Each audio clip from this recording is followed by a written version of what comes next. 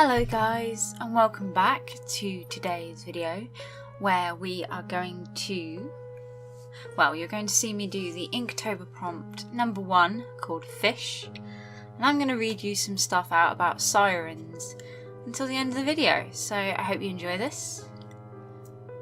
And just in case I don't say it at the end, I hope you enjoy it. Please do like, comment, subscribe, and I'll see you in the next video. Let's get down to it. So mermaids also go by another name called sirens. Their size is like a human adult, and their appearance is ugly and frightening with long dishevelled hair and eagle's claws. They also have long scaly tails that help them move in the water, forwards, backwards, to the right and to the left, according to Albert Legrand, thus combining the Greco-Roman descriptions of sirens and the Germanic traditions. In fact, in the various reports of encounters with and capturing of sirens, in learned essays, portraits from life, and even lovers' confessions, the scales soon replaced the feathers, and the claws became beautiful arms. Long hair, blonde, or sometimes green, this they frequently combed, sitting on the rocks to remove the salt. Clothed. Clothes. Naked with necklaces made from coral and seashells, the sirens sometimes wear coats of armour or jerkins and corselets of such tough leather that it would be impossible to make shoes from it. Food. Crustaceans and especially human flesh. Habitat. Underwater palaces. According to Greek mythology, they live on a rocky island between Capri and the Italian coast. They are often represented on Czech objects d'art. In Russian they are called moreski, rudai, or melzumini. In Ireland they are known as meros or marawara, and in England as mermaids. In Scotland they go by the names of Caig, Deanor and Mara, Mahegdan Mara, and in Holland and coastal Flanders they are called Mamini, Zimmermini or Mamini. Customs and activities. They live in groups or as a couple with their siren of the age of 29,600 years, not a day more nor a day less. Experience shows that they are not always as bloodthirsty as their reputation says, and sometimes they are even helpful. When they are left in peace and not interfered with, they sing beautiful songs and warn sailors of bad weather to come, and give them news of their families on land. When whalers armed with harpoons sail towards the icy sea, they always bring dainty morsels for the sirens, who are sworn enemies of whales and show it too. Sirens are frightened of fire, torches and lanterns. They are also famous for the accuracy of their prophecies. I'd like to say apologies if I butcher any names. I am British and we are terrible at pronunciation, so apologies if I have offended anyone or do offend anyone in our continuous talks today. The sirens. The ones seemed woman to the waist and fair, but ended foul in many a scaly fold, voluminous and vast. Milton, from Paradise Lost.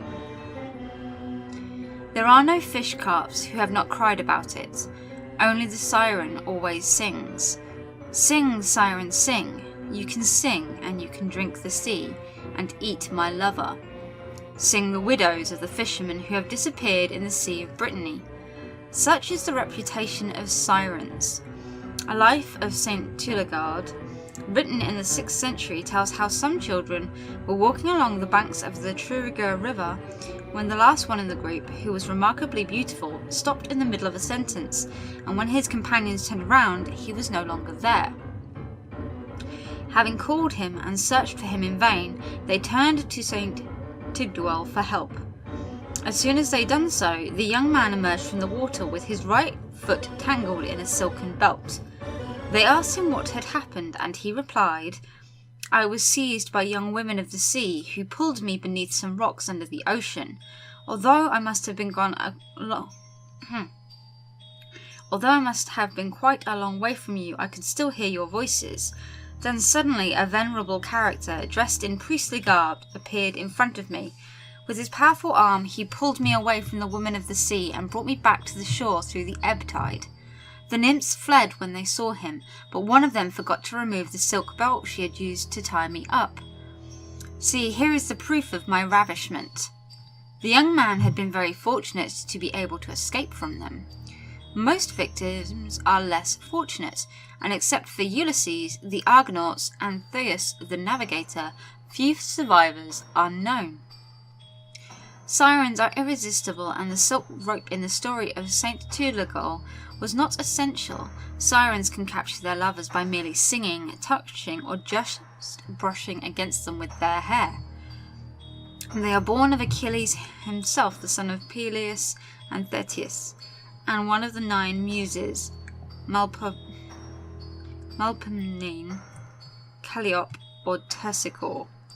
Other sources say they are descended from the goddess Dorcio or Artagatis, from the line of Venus and Ascalon, who was a woman of great beauty with the tail of a fish.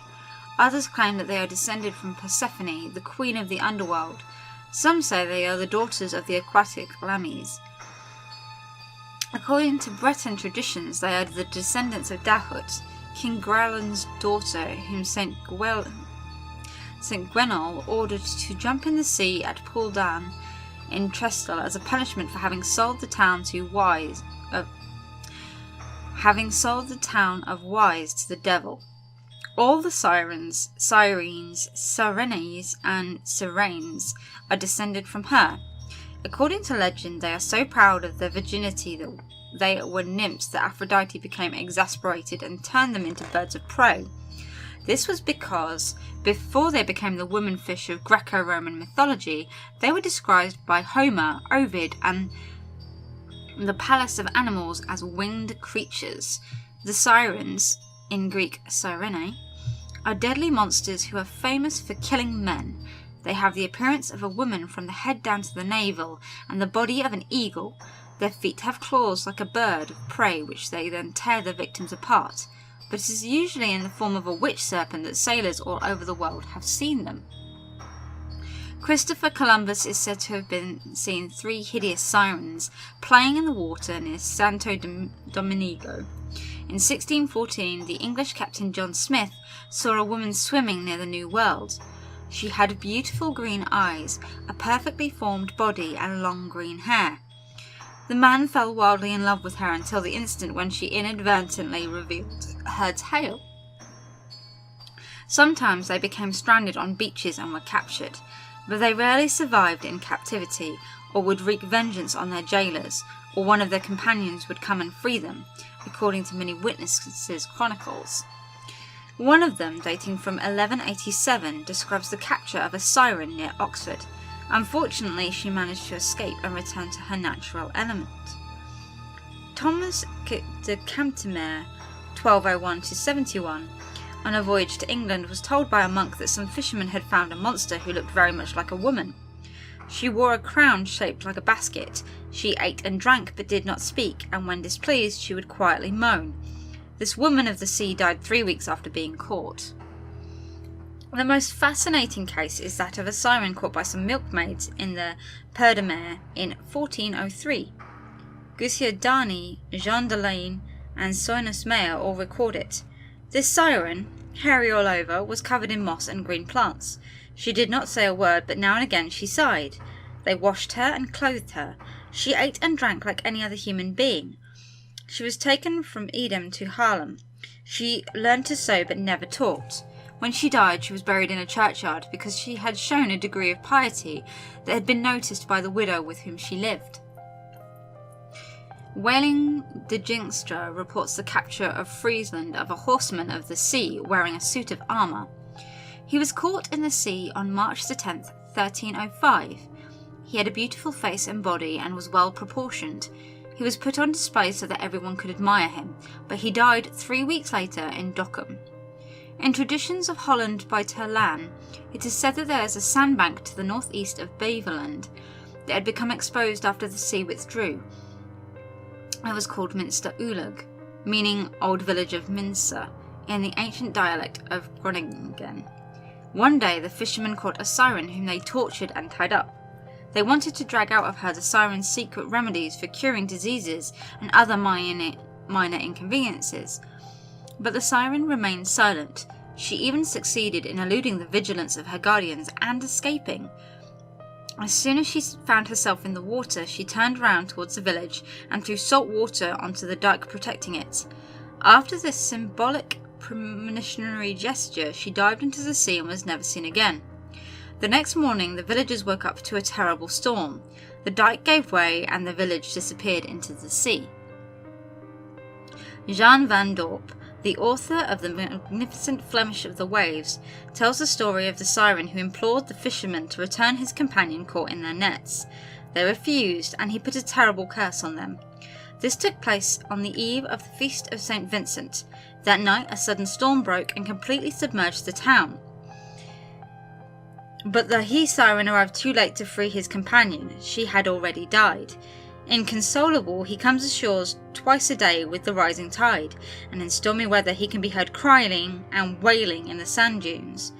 Before the 1914-18 war, the Strachey Museum in Marrakesh, a few miles from Ostend, still had a siren skeleton on display.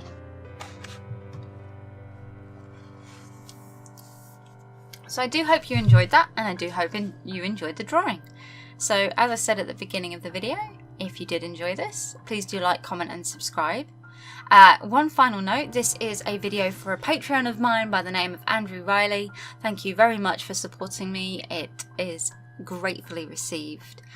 And I hope to see you tomorrow in day, oh gosh, 6 or 7, I can't remember, I'm getting a bit lost now, of Spooktober. Take care, have fun, and I'll see you next time. Goodbye!